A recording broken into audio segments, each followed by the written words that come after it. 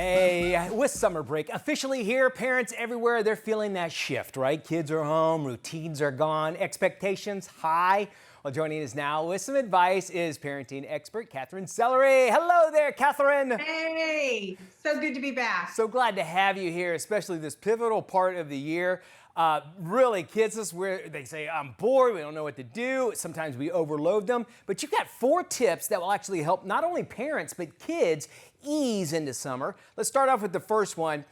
Ease the whiplash. Now, are we talking about maybe not hit them as hard? Is that what you're saying? Don't beat them as much? It's that transition from school to summer that I can feel see. disorienting for Okay. kids. I figured that's what They're it was. used to structure, Mitch. They're used to structure. So going from a tightly packed daily schedule to wide open freedom, it can be really exciting, but it can also be dysregulating, disorienting. So don't try to recreate school at home. Focus on that light rhythm, morning anchor, midday reset, closing ritual. This gives kids something to count on without turning summer into boot camp. Okay, that makes a lot of sense too. And I always felt like with my kids, like, hey, this is your time. You did good during the school year. Let's work on some stuff. And I imagine, yeah, if you kept going that way, where it's like, hey, we're going 180, it really would mess up their lives. And you hit the nail on the A head when little you bit said of structure. structure. Yeah, They just need that that. light rhythm. I agree. Yeah, All right. absolutely. I don't think there's a child that, or even a parent actually, that has said, hey, what are we doing today during the summertime? And you say it's a trap, but how do we avoid it? Yeah. So, but when every day's a blank slate, they start to push for control. What are we doing? What are we doing? And then parents feel the pressure to entertain. So create a choice board together with your kids each week. You can begin the week by kind of being like, okay, what are we going to do this week? Okay. So quiet time, creative project, chores, free play. Then kids shape the plan.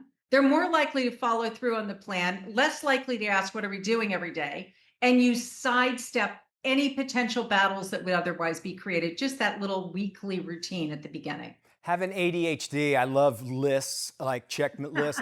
No, really, I do, because I go, I don't know what to do. I can refer to it and I go, all right, well, now I have options.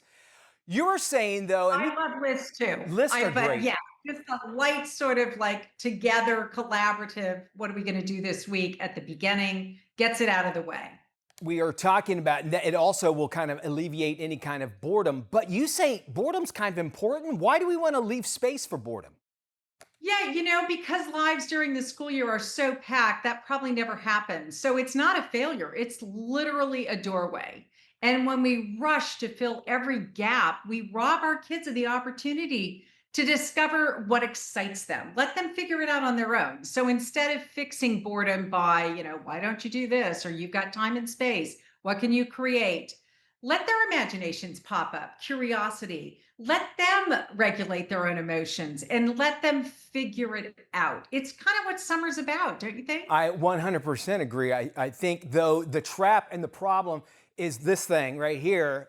Because we go boredom, what do? They jump on a screen. Do you lay that out? That's Do true. you lay rules out and say, hey, look, we want you to have fun this summer, or we want you to do what you... I think it's okay to do that. I think it's okay to say that, because the screen time is such a big deal that, it's okay. You get more time on screens because it's summer and there's less, homework and all the rest of it. And I wouldn't be okay with you spending your summer only on the screen. So let's figure that out Love that. together. What's good, what's not okay for you. I love how you said that too, because when you said it, it was guilt-free, and that's actually your next tip. That summer guilt, was it because I didn't get to do stuff when I was a kid? Are we projecting onto our kids? What does that summer guilt mean? We see it everywhere. So don't measure ourselves against that fantasy Pinterest perfect summer I memory see. photo. Because not every day is going to be magical like that. Back to how wonderful boredom is and lots of empty space. It's okay to let things be messy, quiet, ordinary. The best summer memories, at least, I think we can reflect on, they come from those unscheduled moments, walks around the block, backyard hose, late night chats. Yeah. Just so wonderful to just get rid of the guilt. And as you were saying that, my mind was going through thinking about my summer vacations. And actually, when I think about time with my family, they mainly hover around either the holidays, but the summer mainly because we do some traveling. And this is a great opportunity to create those memories. Wouldn't you agree?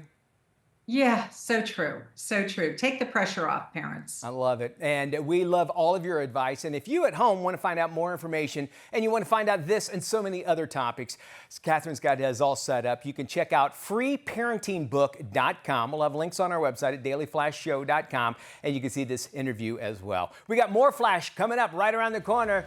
Andrea's taking us and introducing us to this, the world's smallest violin. All right, it's not what you think it is, but we'll talk about it in Boss Lady.